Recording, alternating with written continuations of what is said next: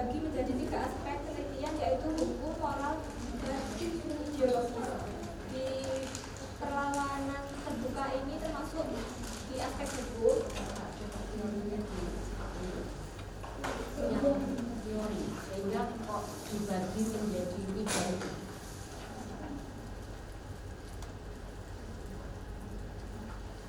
Ya, perlawanan James Scott yang terbuka dan tersembunyi. Itu memang teorinya James Scott. Iya, perlawanan terbuka dan tersembunyi. Ya. Kemudian yang peneliti pilih yang perlawanan dua-duanya. Iya. Kemudian di aspek terbuka itu memang di situ hanya aspek hukum. Iya. Satu. Iya. Oleh James Scott. Iya, di James Scott perlawanan terbuka itu termasuk aspek hukum. Tidak ada yang lain. Kemudian yang tersembunyi moral dan ideologis. Nah, di aspek ideologis ini sebenarnya pengembangan dari perlawanan ide Transky.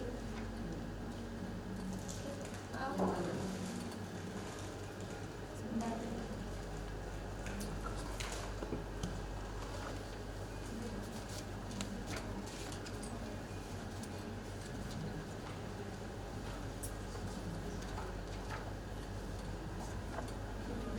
Jadi aspek ideologis ini sebenarnya perlawanan tersembunyi ini,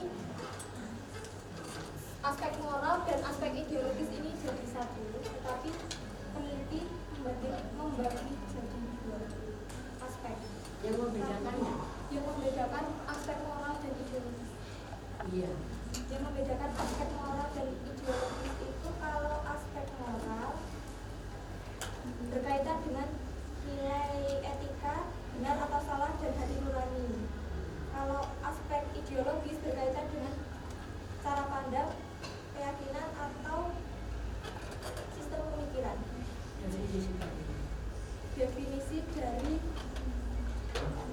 teori siapa? Definisi itu ambil dari teorinya, definisi dari Scott atau teori lain untuk memperoleh definisi aspek moral dan aspek ideologis. Definisi dari aspek moral Ya, yang tadi disebutkan itu, ya,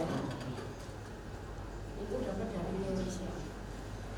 Yang sebagai acuan bahwa nanti aspek moral adalah aspek yang begini, aspek ideologis adalah aspek yang begini. Itu kan untuk kunci di dalam menganalisis. ya, Teori siapa? dari aspek ideologis dan moral ini dari pendekatan sosiologi sastra Alan Smith. Berarti mengambil definisi dari teori Bantu. Ya, dari sosiologi sastranya pendekatannya.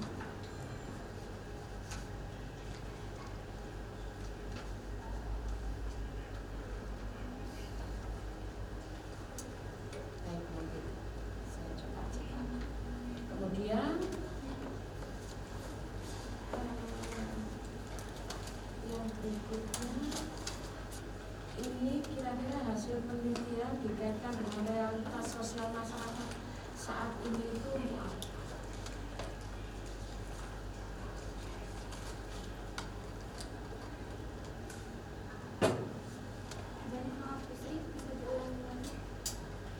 Sejauh mana hasil penelitian Anda dapat dikaitkan dengan realitas sosial di masyarakat?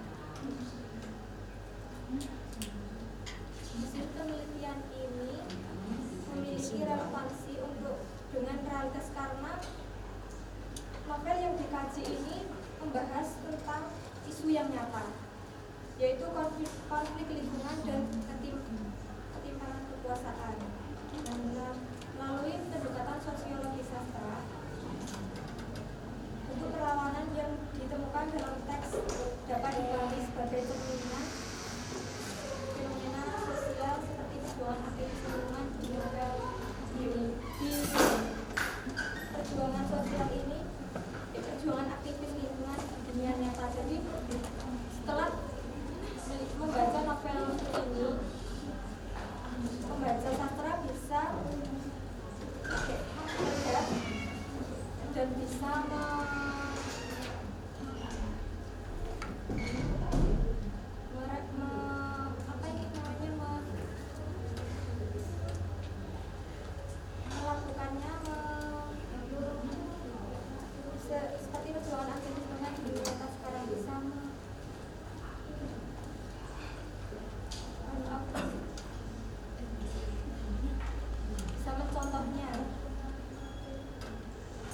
melihat bagaimana perjuangan aktivis lingkungan pada dasarnya di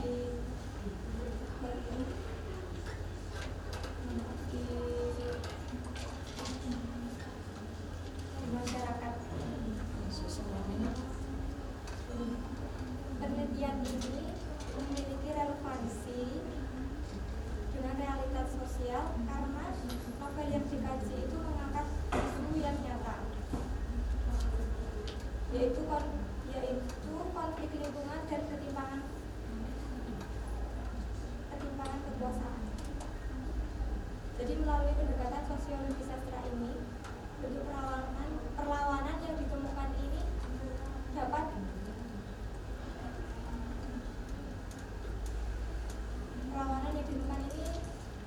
dipahami sebagai cerminan fenomena sosial seperti perjuangan aktivis lingkungan di dunia nyata sekarang ini. Meskipun tidak bersifat empiris, penelitian ini memberikan pemahaman konseptual tentang bagaimana sastra merepresentasikan dan mengkritik realitas sosial, bagaimana perjuangan aktivis lingkungan di masyarakat.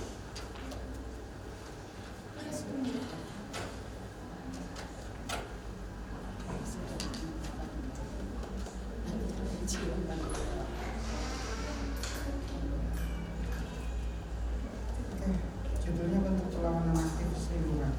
Siapa pelakunya? Berada di novel. Saya nggak tahu. Tokoh di dalam novel ini. Emang dia aktivis? Iya, aktivis. Namanya? Aktivisnya itu ada Busri sebagai wartawan dan teman-teman. Teman-teman itu siapa? Cuma Busri saja.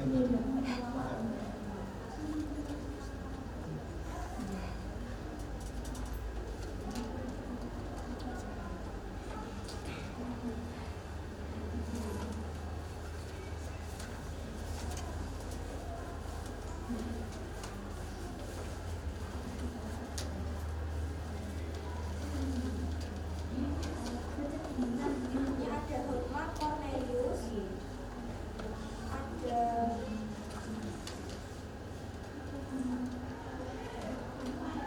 mohon maaf Pak, tapi aktivis di sini juga ada yang dituliskan aktivis gitu. Ya, maksudnya saya oke, ada beberapa banyak ya. Iya. Kategori kamu masukkan dia aktivis itu apa? Kategori saya memasukkan Ya, kenapa dia misalnya gini? Ada banyak guru, ya. Bu Yulita bisa dikatakan guru nggak?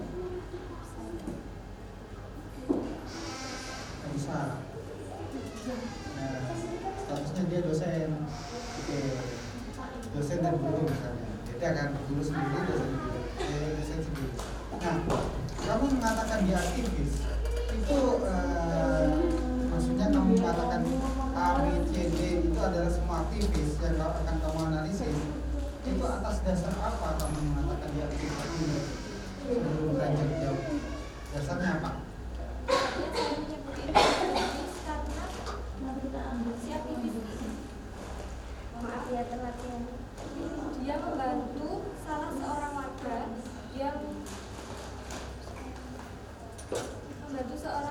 yang sedang memiliki masalah, dan masalah tersebut didasari oleh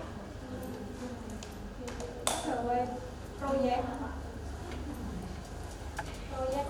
dan proyek di desa tersebut tidak memiliki izin resmi, dan bekas galian tambang proyek tersebut sudah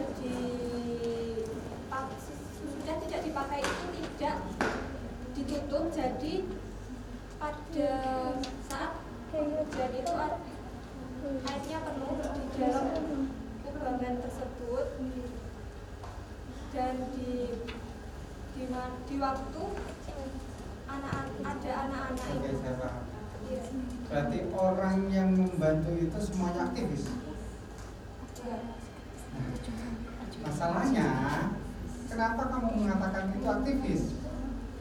kalau kamu mengatakan semua yang membantu tentang pelepasan lahan, ya membantu pengurusan lahan itu, kamu bilang itu aktivis atau tidak? Kategorinya apa dulu? Itu yang membantu melawan di ruang persidangan. Orang yang mencari. Bentar. Apakah aktivis itu hanya orang yang membantu di persidangan? Ya, enggak kan? Apakah aktivis itu adalah orang yang membantu orang lain? Ya, tapi tidak semua orang yang membantu orang lain dikatakan aktivis. Alasan kamu menjadikan beberapa tokoh itu aktivis apa dulu? Nah, kamu harus tahu, jangan sampai semua tokoh kamu bilang aktivis.